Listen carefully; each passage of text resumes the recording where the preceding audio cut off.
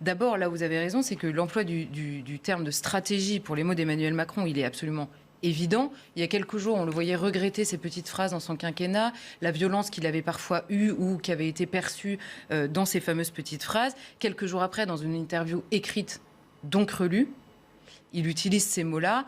À plusieurs reprises, il insiste jusqu'à, en effet, parler de déchéance de citoyenneté. Voilà, ils ne sont plus des citoyens. Phrase quand même assez incroyable. Donc c'est évidemment une stratégie d'abord. Ensuite, quelle est cette stratégie ? C'est la stratégie du bouc émissaire qu'on connaît depuis maintenant quelques semaines. Alors, avant dans la bouche de ses lieutenants, maintenant dans la sienne directement. Plutôt que de cibler, il nous explique que tout est de la faute des non-vaccinés. Donc l'épidémie n'est pas de la faute première de ce virus qui existe. C'est pas l'état de l'hôpital, puisque c'est le sujet en l'occurrence, n'est pas du tout de la faute des politiques qui ont été menées avant Emmanuel Macron, mais poursuivies par Emmanuel Macron jusqu'au cœur de cette crise. Pour vous donner un exemple, dans Le Parisien, le même jour que cette interview d'Emmanuel Macron, il y a un reportage sur les urgences pédiatriques de Saint-Denis qui sont en train de fermer. Il ne s'agit pas de Covid, il n'y a pas de non-vaccinés, ce n'est pas le sujet, c'est un manque de personnel. C'est un manque de personnel qui a été décrié par tout l'hôpital, notamment au début de cette crise. Tous disaient, enfin, vous avez sous les yeux l'état de l'hôpital, et tout ça pèserait sur 9% de la population qui ne s'est pas vaccinée, contre 91%, rappelons-le, de Français qui y sont allés. C'est un petit peu énorme, surtout que Emmanuel Macron lui-même, dans la même interview, dit « Ma responsabilité, c'est que le pays ne se désunisse pas dans ces débats-là ». Exceptionnel. Donc je ne sais pas comment il compte ne pas désunir les gens en créant une catégorie de sous-citoyens qui n'enfreignent pas la loi, rappelons-le. Ensuite, il y a la question, il y a aussi la question d'Emmanuel Macron par rapport à Emmanuel Macron. Il parle de ce rapport à la vaccination contre son propre discours. Si vous reprenez tous les discours d'Emmanuel Macron depuis janvier dernier, jamais d'obligation vaccinale, jamais de passe sanitaire pour aller boire un café, un passe vaccinal, vous rigolez. Donc lui-même, avec toute l'imprudence que c'était, puisqu'il nous dit aujourd'hui, vous comprenez bien que la situation évolue. Mais il était prévisible qu'elle évolue il y a un an. Et il était extrêmement radical dans ses prises de position. Donc Emmanuel Macron contre Emmanuel Macron, ça n'engendre pas énormément de confiance. Ensuite, on est au cœur d'un nouveau variant. Donc Olivier Véran lui-même nous dit il est 2 à 3 fois moins dangereux. L'immunité naturelle, une fois qu'on l'a obtenue, est bien meilleure que tous les vaccins, ça c'est normal, c'est évident.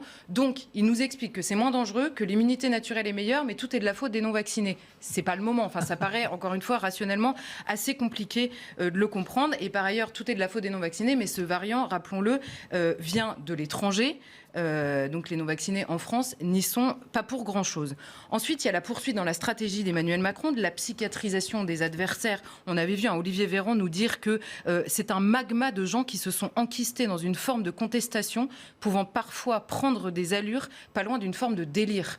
Ramener tous les gens qui ne sont pas vaccinés aujourd'hui à du complotiste hystérique complètement débile, c'est quand même une drôle de manière de faire. On avait Éric Dupond-Moretti qui nous parlait de l'irresponsabilité des dirigeants politiques qui, encore une fois, respectaient la loi. On a désormais le président de la République qui passe de la psychiatrisation à la diabolisation absolue, c'est-à-dire ils ne sont plus des citoyens. C'est la même rhétorique que toute la diabolisation. C'est simplement que c'est très facile. D'ailleurs, le terme même d'antivax dans la bouche du président de la République est assez énorme. Il laisse entendre, il y a 11 vaccins obligatoires pour les enfants en France. On n'a jamais eu ces débats-là. Je sais qu'ils existent chez certains, mais globalement, dans la population, ça n'a jamais pris la place que ça a aujourd'hui. Il y a aujourd'hui une peur de certains vis-à-vis du vaccin. Il y a aussi beaucoup de gens qui ont fait leur 2 doses très docilement le 13 juillet dernier, qui ont été malades, qui ont vu des effets secondaires et qui se disent, qui ont eu le Covid entre-temps et qui se disent, je préfère avoir le Covid en fait que de faire une 3e dose. Et puis 3e dose, ça veut dire quoi ? Il va y en avoir une 4e derrière. Il y a cette inquiétude par rapport à la gestion. Il y a des gens qui ont vraiment peur et puis il y a des gens qui n'ont pas envie. Mais réduire tout ça à des antivax comme si c'était le principe qui les gênait, ça me semble un peu irrationnel aussi. Et enfin, on a le Macron qu'on a toujours connu, c'est-à-dire le Macron qui s'était présenté avant d'être élu en 2017 et qui nous avait dit, souvenez-vous, avec moi, il n'y a plus de clivage, il y a l'efficacité. Je prends une décision et elle est simplement efficace. Elle n'est pas politique. Donc si vous n'êtes pas d'accord avec moi, vous sombrez immédiatement dans le domaine de l'irrationalité. On retrouve cette personnalité-là chez Emmanuel Macron. Si vous n'êtes pas d'accord avec moi, vous êtes irresponsable puisqu'il ne s'agit pas de politique, il s'agit d'efficacité. C'est un refus de la contradiction qui est quand même assez hallucinante sur le terrain politique. Et encore une fois, au bout de 2 ans de crise, il y a moins la notion de l'urgence. On a appris à se poser des questions aussi sur la gestion de l'épidémie. La phrase que je trouve la plus choquante, c'est évidemment celle qui parle de la citoyenneté. Donc la citoyenneté, ça veut dire quoi? Qu'est-ce qu'il veut dire? C'est le droit de vote qui va être soumis à la vaccination? La citoyenneté, un des actes d'un citoyen, c'est celui de voter. On a des élections dans peu de temps, on peut se poser la question.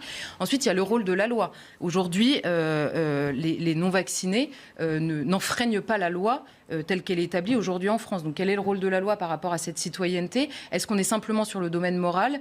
Il faudrait qu'Emmanuel Macron continue. Et j'ai noté en effet toute la journée, et hier soir même, des gens parlaient de populisme light ou de populisme soft. Alors moi, j'aimerais qu'on m'explique. Il est en train d'expliquer, ce président-là, que donc des gens qui n'enfreignent pas la loi sont déchus de leur citoyenneté. Le même Emmanuel Macron, en 2016, nous disait à propos de la déchéance de nationalité de terroristes qui étaient passés à l'acte, de terroristes qui avaient donc tué des gens. Je le cite, « Je pense qu'on ne traite pas le mal en l'expulsant de la communauté nationale ». Et à l'époque, souvenez-vous, ceux qui voulaient la déchéance nationalité de terroristes qui sont passés à l'acte, eux, c'était les populistes durs. Donc, poser la question de la citoyenneté pour des terroristes, c'est du populisme dur, et pour des gens qui n'enfreignent pas la loi, ce serait du populisme light. Je suis étonnée de l'expression. Ensuite, comment est-ce qu'on appellerait un homme politique qui viendrait nous dire quelqu'un qui est irresponsable, qui conduit trop vite, qui fume du cannabis, qui boit trop d'alcool, qui fait des rodéos, qui fume trop? Tous ces gens-là ne sont pas des citoyens. C'est une manière de considérer même le rapport à la moralité des actes que l'on pose, même par rapport à soi-même. Est-ce qu'on ne serait pas tous tombés de notre chaise en entendant ça sur n'importe quel autre sujet? Ensuite, on a évidemment, et eux enfreignent la loi au passage, tous les exemples que j'ai cités. Et on a ensuite la question de l'état de droit de la Constitution. Juste une phrase que j'ai déjà citée, mais la Constitution est quand même très claire. Nul ne peut être contraint de faire ce que la loi n'ordonne pas. Donc la question qu'on se pose, dans la tête d'Emmanuel Macron et de son gouvernement, c'est pourquoi il ne veut pas l'obligation vaccinale. Tout à fait. Alors il nous explique. Il nous dit, il faudrait que je fasse quoi? Je mets une obligation et je vais mettre quoi? Je vais emprisonner les gens qui ne vont pas se faire vacciner. Comment est-ce que je vais contrôler ça? Et par ailleurs, est-ce que je vais imposer une amende alors qu'il y a des gens qui probablement ne sont pas vaccinés, qui pourraient ne pas payer l'amende? Mais ces questions-là, elles se posent pour n'importe quel délit. Je veux dire, donc en fait, il n'y a plus aucun délit puisqu'il y a des gens qui n'auront pas les moyens de payer, il y a des gens qui ne voudront pas être emprisonnés. Enfin, ça n'a aucun sens comme réaction. Donc on peut se poser d'autres questions, à savoir, est-ce que c'est la sécurité juridique ou la responsabilité de l'État qui ne veut pas engager? Est-ce que la disparition des non-vaccinés par une obligation vaccinale empêcherait d'avoir un bouc émissaire? Et alors, qui serait responsable de la poursuite de cette crise s'il n'y avait plus de non-vaccinés? Comment est-ce qu'on ferait? La question peut être posée. En tout cas, si Emmanuel Macron nous dit seul le vaccin peut nous sortir de cette crise, c'est sa responsabilité de chef de l'imposer. S'il laisse les gens libres, qu'il les laisse vraiment libres, en fait. Donc là, il y a une question de cohérence d'Emmanuel Macron par rapport à lui-même, encore une fois. On l'a vu, même qu'il a déclaré avoir envie. Ah oui, il a déclaré avoir envie d'y aller, donc d'aller à la présidentielle, mais en précisant qu'évidemment, il est en plein cœur de la crise sanitaire, qu'il veut terminer cette affaire avant de pouvoir se lancer et être actif comme président de la République jusqu'au dernier jour. Cela étant, il répond aussi à tous ceux qui disent « mais c'est le candidat qui parle aujourd'hui ». Non, c'est le président de la République et ça me paraît beaucoup plus grave. Un président de la République qui explique qu'il y a 6 millions de Français qui ne sont plus des citoyens. Il évoque bien sûr d'autres sujets dans cette interview. Il évoque l'Europe assez longuement.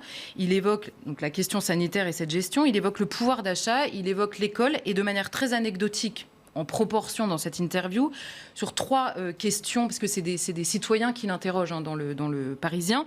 Il évoque l'écologie, la sécurité très rapidement sur la question du trafic de drogue et la laïcité, puisqu'il y a une enseignante qui lui dit comment est-ce qu'on fait pour enseigner la laïcité à l'école, et il répond très rapidement en disant qu'il faut aider les enseignants. Bon, c'est pas une mesure très précise, mais j'ai noté une chose, il n'y a rien sur l'identité, rien sur le wokisme ou la déconstruction, ces sujets qui occupent quand même beaucoup le pays en ce moment, rien sur l'immigration. Donc évidemment qu'Emmanuel Macron, au moment où il dit « j'ai envie », il se démarque très clairement de ce début de campagne.